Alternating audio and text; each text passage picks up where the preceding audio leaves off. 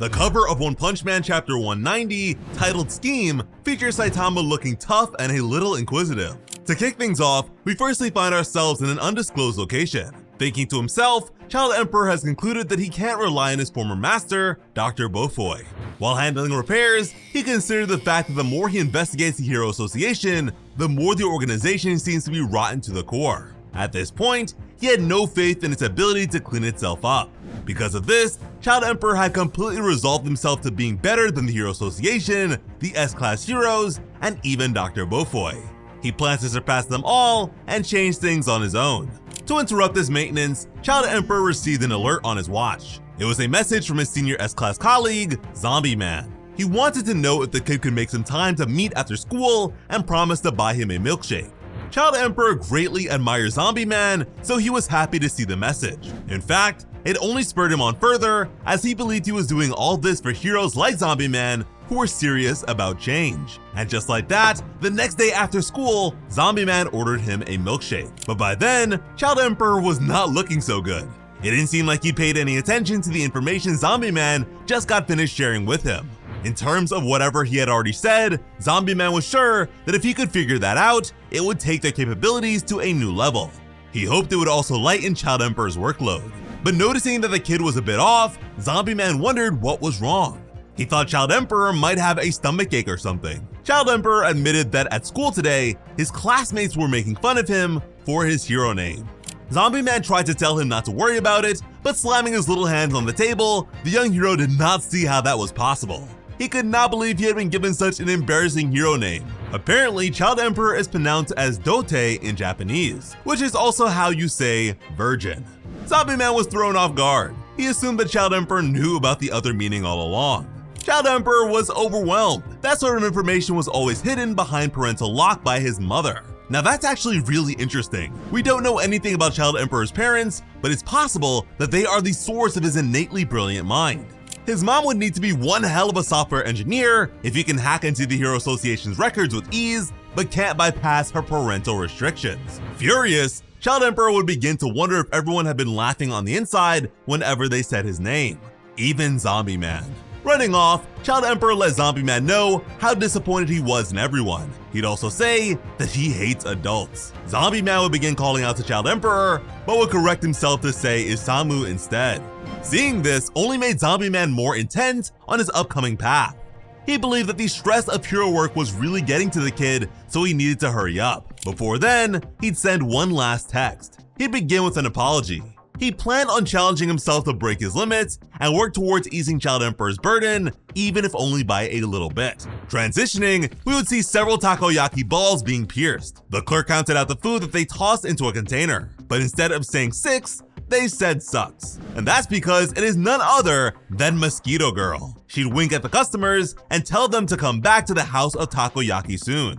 As she waved goodbye to them, one of the children was happy to have proven that there was a lady dressed in a crazy costume selling takoyaki. But they also wondered why she was dressed up as a fly in the first place. Not being a fly, Mosquito Girl was infuriated and with Armor Gorilla behind her, asked if they wanted her to suck the life out of them. In response to this, Gorilla suddenly pierced her from behind, just above her behind, with a massive syringe, something that she oddly enjoyed. Once removed, she was relieved and then received a bandage over the spot, and again, seemed to be rather pleased. Murata is clearly having fun with these chapters. Turning to the oversized primate, Mosquito Girl reprimanded him for stabbing her so suddenly. The hairy mutant just told her that it would be better than getting blood on her hands. Now, if you're wondering how in the world Mosquito Girl is alive, allow me to explain. In the anime, Saitama slapped this lady and splattered a ton of blood on the building her body collided with. Now, a lot of people, myself included,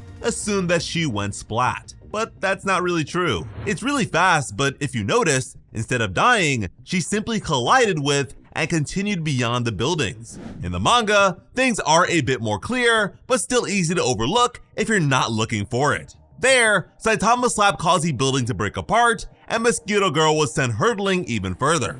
So yeah, she is alive, which is really impressive. Surviving a hit from Saitama, even if it was only a slap, is pretty crazy. That being said, she did suffer considerable damage from then. Prosthetics have now taken the place of both her arms and legs. General rule of thumb, if Murata has an attractive female monster, they are not going to die.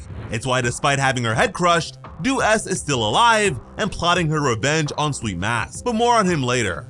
Once inside their home, Armored Gorilla told Dr. Genus to hurry up and regenerate a blood sac for Mosquito Girl since she gets hangry so quickly. But the doctor told them to just deal with it. The blood sac was still in the incubation tank, which is to say that the doctor hasn't completely retired from experimentation yet. Soon after that, another person would enter their home. It was Zombie Man. As Mosquito Girl poured them tea, Dr. Genus wondered what Zombie Man wanted this time, assuming it was a problem of some sort. Zombie Man was direct. He explained that there is a guy who defeated Monster Garo with one hit.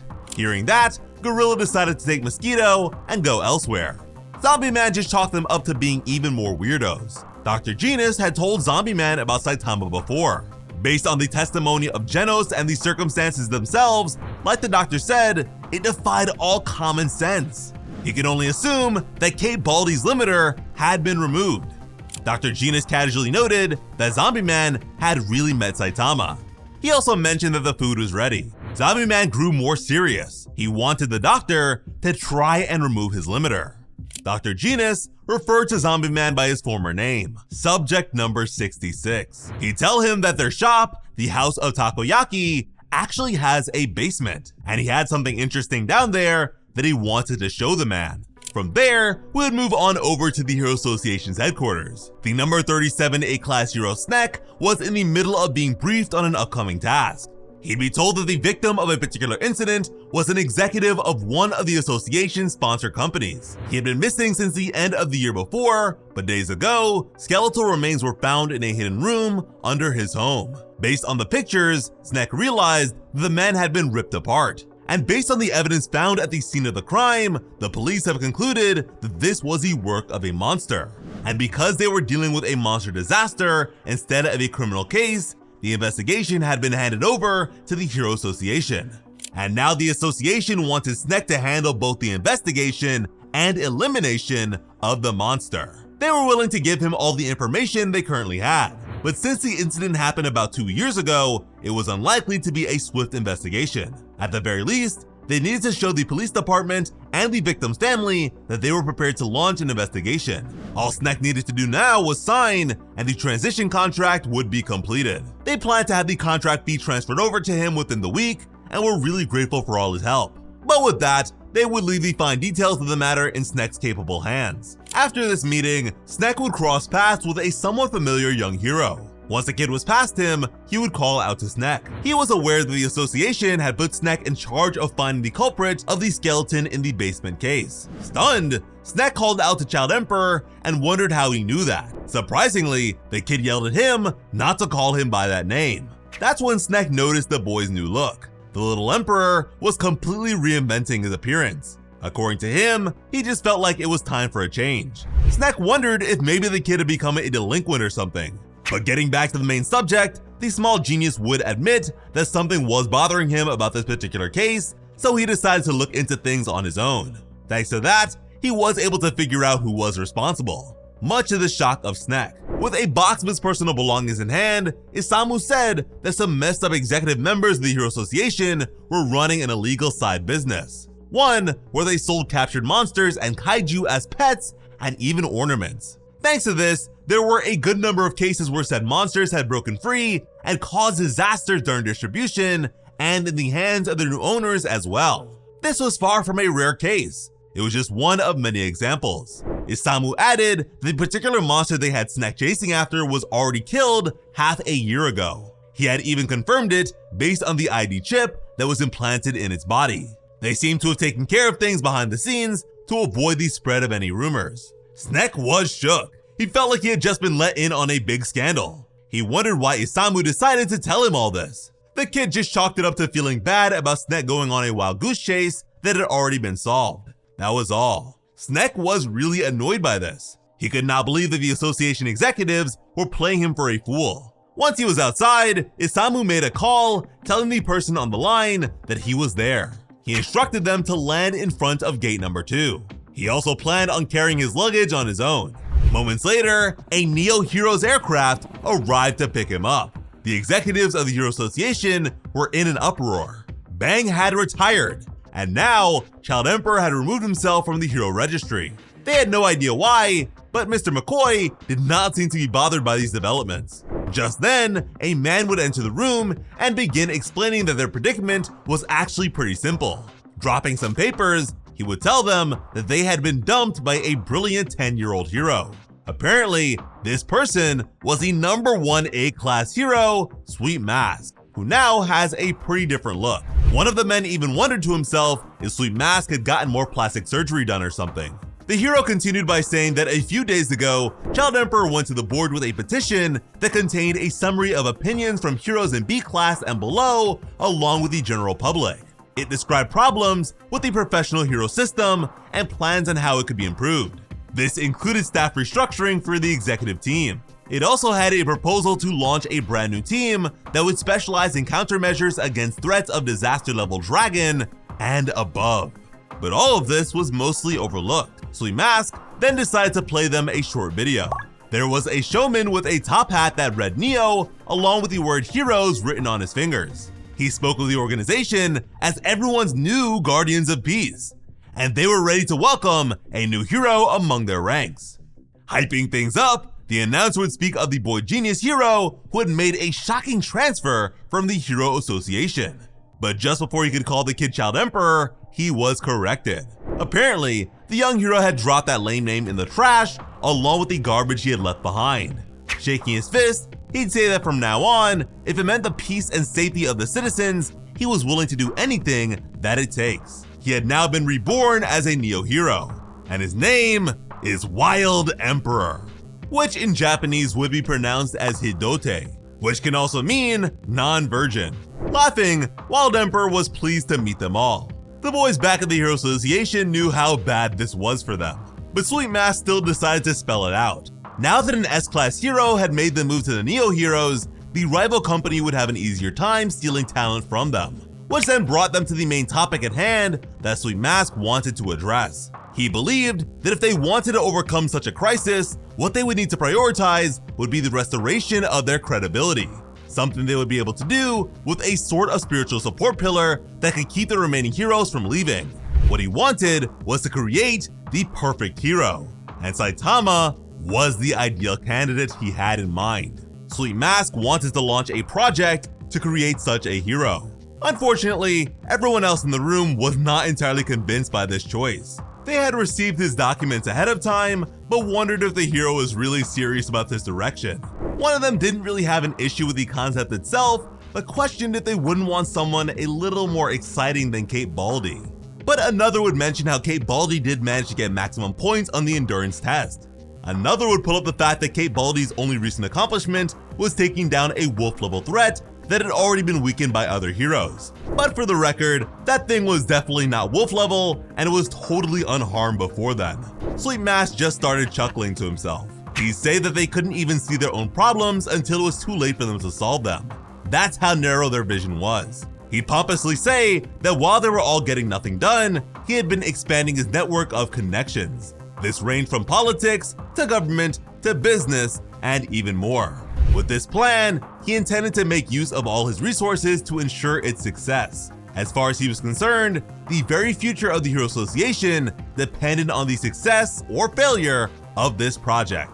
He simply asked them all to do their best, not to drag it down. With that being said, they all nervously agreed to Sweet Mask's plan. And lucky for them, Saitama already decided not to leave the association for the Neo Heroes. So yeah, a monster is now directing this terribly corrupt organization to turn Saitama into their poster boy, the perfect hero. They're trying to turn this man into Homelander. Anyways, Mr. McCoy excused himself from the meeting once he received the call. He considered Sweet Mask a fool. Apparently, he had already known all about Sweet Mask's secret background from analyzing information on his own. He thought about how Sweet Mask had been celebrated as an advisor and public face of the Hero Association. There were also his connections with upper class society. Because of all that, if the true identity of Sweet Mask were to be revealed at the right time, it would be a huge scandal. Those in power would lose face tremendously and wouldn't forgive Sweet Mask or the Hero Association. To deal with the issue, he assumed that the Neo Heroes would hunt and exterminate Sweet Mask. Neo Heroes would earn the admiration of both the upper class and the public at large. Meanwhile, the association would fall out of favor completely or just go under entirely.